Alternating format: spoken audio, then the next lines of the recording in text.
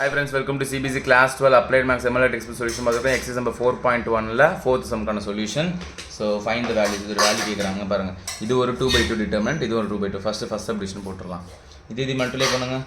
2x plus 5 into 9. ஓகேவா? இது ஒரு பாசிட்டிவ், இதுவும் ஒரு positive. Positive into positive, positive தான் வரணும். அப்போ நெகட்டிவ்.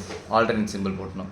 இது ரெண்டுத்தையும் மல்டிப்ளை பண்ணுங்க. 3 into 5x plus 2 equal to 0. Solve பண்ணுங்க. 9 உள்ள மல்டிப்ளை பண்ணி 18x plus 45 minus 15x minus 6 3 உள்ள மல்டிப்ளை பண்ணுறேன் equal to 0. 18 minus 5 னா 3x, 45 minus 6 னா 39 equal to 0, ரைட்டா? So 3x is equal to minus 39.